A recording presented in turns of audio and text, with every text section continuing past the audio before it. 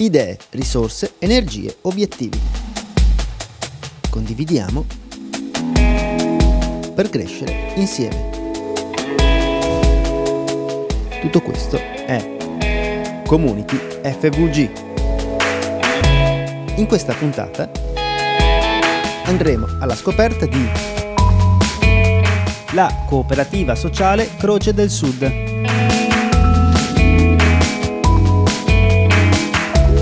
A colloquio con l'economista Stefano Zamagni. Crescono ancora le cooperative in provincia di Udine.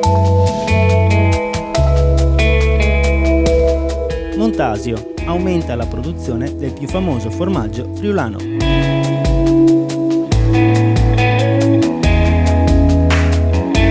E ora iniziamo!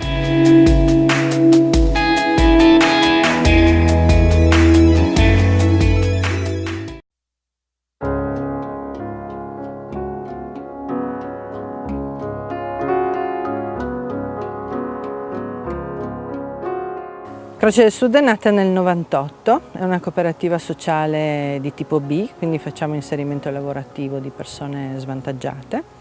Siamo nati con prettamente un settore di edile e di manutenzione del verde. La manutenzione del verde ce l'abbiamo ancora e lavoriamo quasi esclusivamente con gli enti pubblici, quindi il Comune di Trieste, tramite gli appalti. Il settore dell'edilizia abbiamo dovuto chiuderlo qualche anno fa perché la crisi ha toccato tutti e quindi anche noi. Adesso abbiamo un settore di pulizie. Abbiamo pensato qualche anno fa di fare proprio impresa e quindi di creare delle situazioni in cui lavoriamo in proprio, non abbiamo più l'incertezza di una gara d'appalto e tutta una serie di cose. Questo anche per dare continuità agli inserimenti lavorativi che facciamo. E quindi abbiamo fatto un primo passaggio, abbiamo creato un piccolo negozio di cancelleria giù in città, in una zona che non era servita da questo tipo di servizio, che è vicino all'università e al tribunale, quindi con clientela specifica. Abbiamo fatto questo perché abbiamo cercato al nostro interno praticamente una passione, una motivazione, e Trieste è una città dove c'è molto a livello di cinofilia e quindi abbiamo finalmente trovato questo posto, che è un bellissimo posto che ci permette di fare diversi servizi rivolti ai proprietari di cani, esclusivamente cani. Questo è un centro di servizi per animali domestici, si chiama WeDog, si trova sul Carso Triestino, in località Padriciano, all'interno del Bosco Salzer. Abbiamo fatto qui una serie di attività praticamente, sia di educazione di base, perché una parte del nostro personale, dei nostri soci, ha fatto una formazione specifica come educazione cinofila. Abbiamo la pensione ed è l'ultima struttura costruita, che è questa. Abbiamo all'interno della casa padronale una piscina terapeutica, quindi riscaldata, aperta tutto l'anno, che viene quasi sempre utilizzata per quanto riguarda la parte del benessere del cane anziano oppure operato, quindi principalmente cani di mole grande. Uno dei servizi del posto è il servizio dell'asilo diurno, dove praticamente noi permettiamo ai proprietari di portare qua mezza giornata, una giornata intera, dalla mattina alla sera, il cane, con la possibilità di andare al lavoro o fare qualche gita, matrimoni, eccetera, in tranquillità, senza lasciare tutto il giorno il proprio cane a casa. Una delle cose che noi abbiamo fatto qua, che eravamo molto contenti e che porterà uno sviluppo anche futuro, è quello di aprire questo posto a scuole, asili, eccetera, per fare anche un avvicinamento con i bambini, in maniera tale che capiscono come approcciarsi verso il cane e rispettarlo soprattutto. La squadra di lavoro che noi abbiamo qui sono tutte persone che ovviamente hanno competenza, perché hanno fatto delle formazioni eccetera, è una squadra giovane, molto dinamica. L'inserimento dello svantaggio qua è importante perché lavorare in un ambiente del genere ovviamente, ma anche a livello di vicinanza con l'animale porta sempre un grande beneficio, che è la base un po' della pet therapy, che comunque accompagna questo posto, anche come intenzioni future.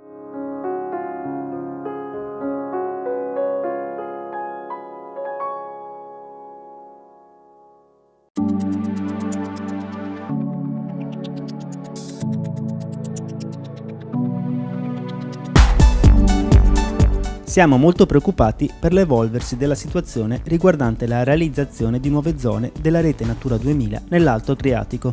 Lo dice Fabrizio Regeni, vicepresidente di Fedagri Pesca FVG e responsabile del settore pesca. In questo modo vengono interdette alla pesca ulteriori zone di mare. I pescatori, aggiunge Regeni, sono consapevoli e condividono la necessità di una gestione sostenibile del settore pesca, ma chiedono un approccio che tenga conto dell'attività professionale dei pescatori, da tempo impegnati peraltro nell'acquisizione del necessario know-how per ridurre al minimo l'impatto ambientale della propria attività, attraverso progetti come quello sviluppato con il CNR sul recupero delle tartarughe finite nelle reti da pesca. Le imprese cooperative friulane crescono ancora nonostante la crisi, ricavi oltre i 350 milioni di euro. Bene le cooperative sociali, più 7,1%, e le agricole con un più 3,2%. Il settore cooperativo resta uno dei comparti più vitali dell'economia regionale, sottolinea Flavio Sealino, presidente di Confcooperative Udine, e continua ad assolvere un'importante funzione sociale, specie laddove il mercato fatica a creare opportunità di lavoro e sviluppo per le comunità locali. Lo testimonia la rilevante presenza nelle aree marginali e montane del territorio friulano, dalle piccole cooperative di commercio al dettaglio agli alberghi diffusi, così come la crescita impetuosa della cooperazione sociale che in 10 anni è letteralmente raddoppiata per quanto riguarda la sua importanza economica e occupazionale. Cresce la produzione del Montasio, il famoso formaggio friulano di cui tra gennaio e agosto di quest'anno sono state prodotte 568.370 forme di formaggio, registrando un incremento del 7,41% rispetto allo stesso periodo dell'anno precedente. I dati sono stati divulgati dal Consorzio di tutela del formaggio Montasio DOP, un dato in controtendenza che dopo anni di contrazione ci incoraggia nel proseguire su questa strada, commenta il presidente del consorzio, il cooperatore Maurizio Masotti. L'obiettivo è arrivare entro la fine dell'anno a superare le 850.000 forme.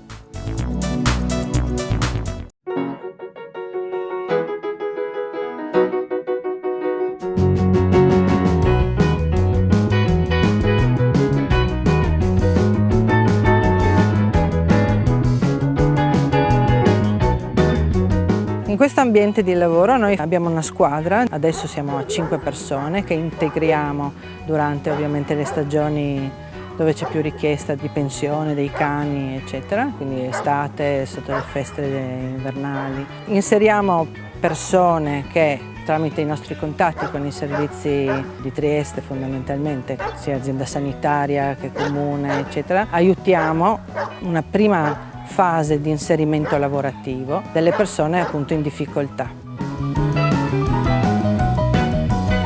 Il lavorare in un ambiente come questo, che è comunque un ambiente molto tranquillo, non soltanto a livello lavorativo, ma tranquillo perché è un posto all'aperto, molto ampio, con gli animali e con una buona squadra affiatata di persone che lavorano sempre qua, aiuta a superare le crisi o comunque i momenti di difficoltà di ogni persona che appunto arriva dai servizi sociali.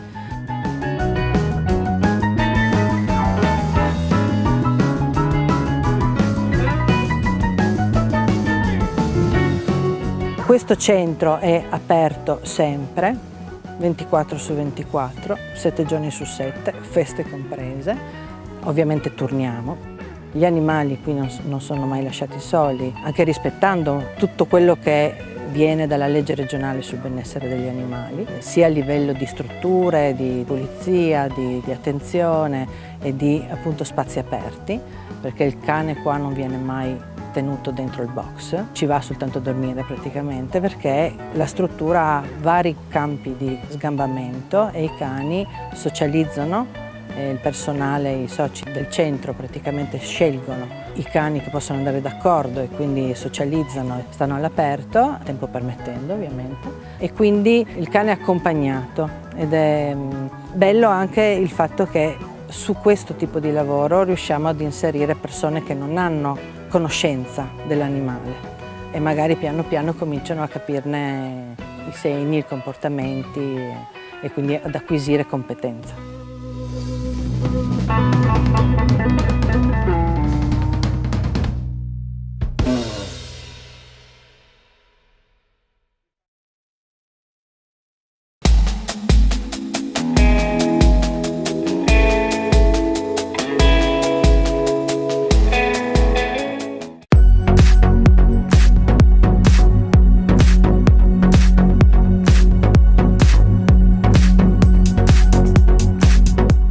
Salve a tutti! Recentemente a Trieste, durante il forum dei gruppi dei giovani soci del BCC, abbiamo incontrato il professor Stefano Zamagni, un importante e sensibile economista dell'Università di Bologna, al quale abbiamo rivolto alcune domande incentrate sul tema: ha ancora senso l'economia, la finanza cooperativa? Non vi anticipo nulla sulle risposte perché da soli le troverete molto ma molto interessanti.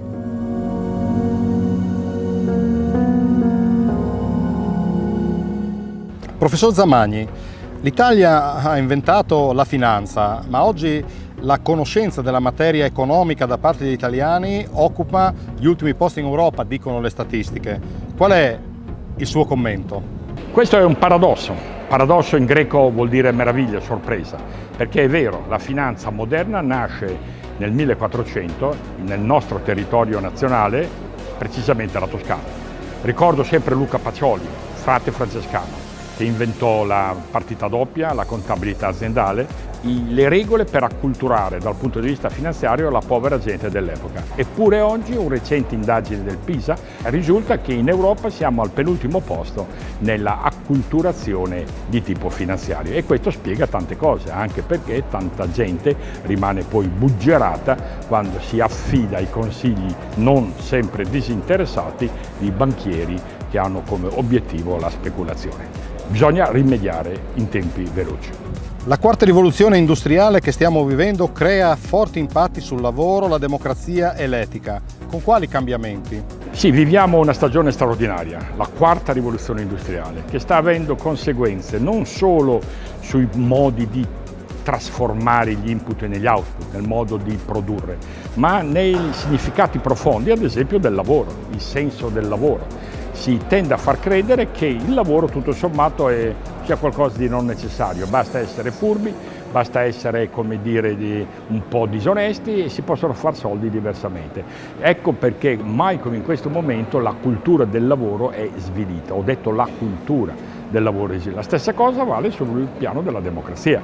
La quarta rivoluzione industriale sta minando le basi del principio democratico, ma non per colpa della rivoluzione industriale, ma per colpa di tutti coloro i quali, ai diversi livelli di responsabilità, non si pongono il problema appunto i rimedi che occorre fare. Lo scandalo Facebook di qualche mese fa è un chiaro esempio, ma solo uno, è la punta dell'iceberg. Cioè oggi le nuove tecnologie stanno manipolando le scelte. E allora cosa ne è del principio di libertà, che è un fondamento della democrazia? Ecco perché occorre rimediare.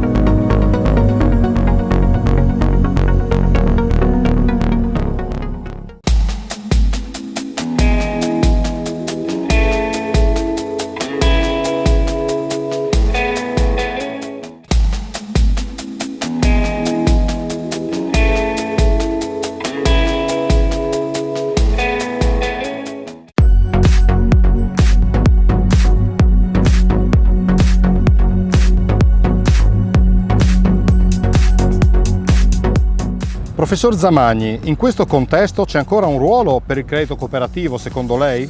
Non solo se c'è un ruolo, ma ce ne sarà sempre di più, perché il credito cooperativo o la finanza cooperativa rappresenta un baluardo nel senso di rappresentare un luogo in cui si esercita la democrazia, la governance democratica la conoscono tutti. Secondo, perché il credito cooperativo sconfigge quel rischio di lasciare le comunità al loro destino. Ecco perché bisogna distinguere le banche di prossimità dalle banche di comunità. Le BCC sono banche di comunità, non di prossimità, perché anche la banca commerciale o la banca che ha fini speculativi può approssimarsi al cliente, sia esso la famiglia o l'impresa, eccetera, fornendo servizi, e questo va bene, però non si pone il problema di rivitalizzare e di irrobustire la comunità, e quando la comunità viene meno si distrugge il senso stesso della convivenza e del modello di civilizzazione.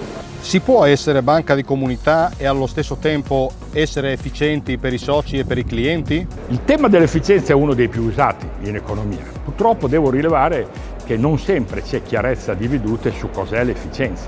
Primo, perché il concetto nasce alla fine dell'Ottocento, ad opera dell'economista italiano Vilfredo Pareto. Prima non esisteva, quindi non è un concetto che è sempre esistito. Eppure l'economia c'era anche prima, e come? La rivoluzione industriale scoppia in Inghilterra nella seconda metà del 1700, ma non si parlava di efficienza, si parlava di produttività, che è una cosa diversa. Quindi prima bisogna sdrammatizzare, perché molti si riempiono la bocca di questa parola efficienza come se fosse un must. Non è vero, perché se fosse un must, cioè qualcosa di fondamentale, doveva esserci anche più. Secondo, perché non si tiene conto del fatto che Pareto, quando alla fine dell'Ottocento introduce questo concetto, ne dà due versioni diverse. Si dice: uno può essere efficiente per la mia tasca, banalizzo, o si può essere efficienti per la società, per la comunità. E allora, d'ora in poi, quando qualcuno parla di efficienza, bisogna sempre chiedere in quale nozione, perché tu puoi essere efficiente, come hanno fatto le banche speculative, per le loro tasche, abbiamo visto quello che hanno prodotto, oppure tu puoi operare in maniera efficiente per il progresso e l'avanzamento della comunità. Le banche di credito cooperativo sono efficienti in questo secondo senso.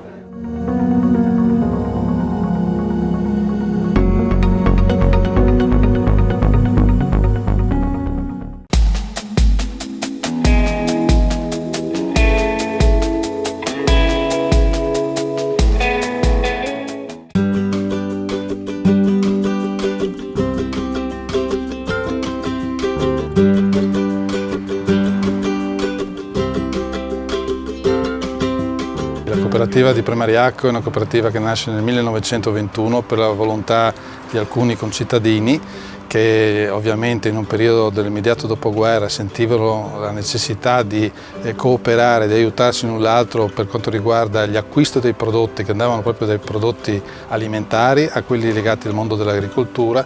Questo ha permesso in questi primi anni del Novecento di creare una realtà importante che poi in tutto l'arco del Novecento è continuata a crescere fino ad arrivare ai giorni nostri, dove finalmente possiamo dire di contare 1435 soci.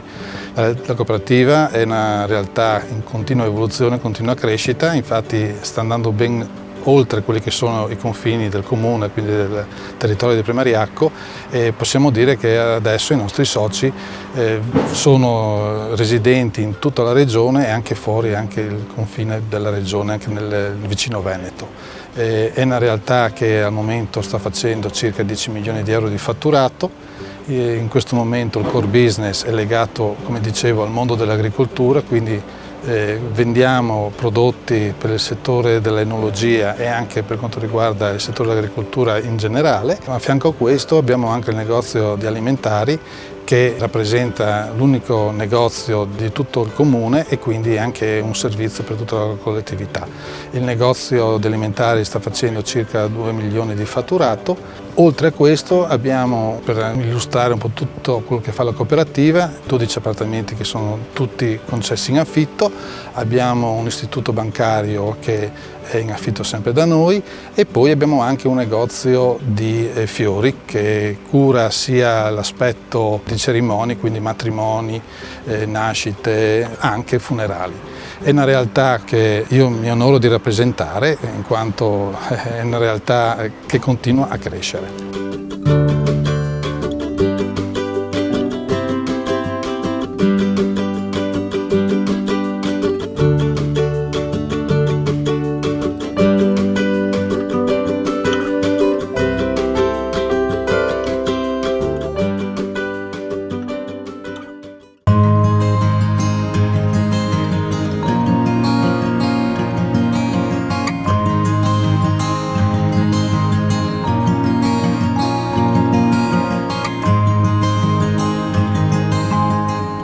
Noi abbiamo puntato da sempre sulla qualità e sul servizio. Per noi dare un servizio che sia di qualità è anche quasi una cosa automatica che ti porta vicino a nuova clientela, quindi abbiamo puntato su questo, e anche il nostro fatturato del negozio alimentari, seppur in momenti di crisi, continua a crescere. E poi cerchiamo di dare un servizio anche alle persone più anziane, facendo la consegna a domicilio della spesa, e quindi posso dire che cresce anche per questo motivo qui, appunto per il servizio stesso che diamo.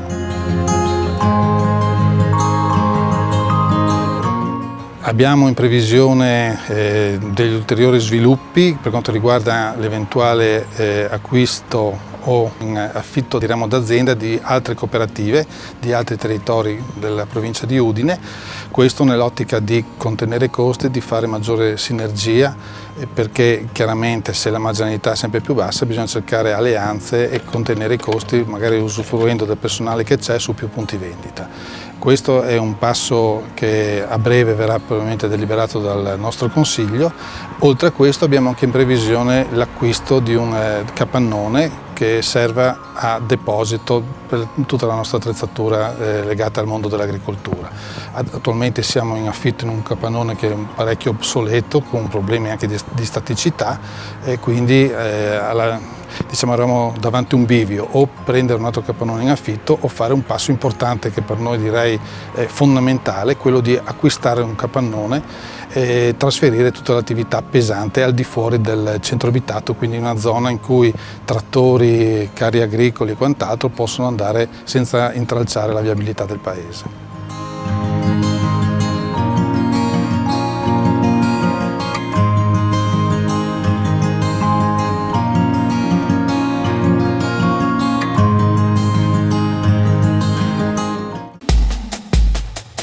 Community FVG finisce qui e vi dà appuntamento a settimana prossima con ancora tante nuove storie da raccontare.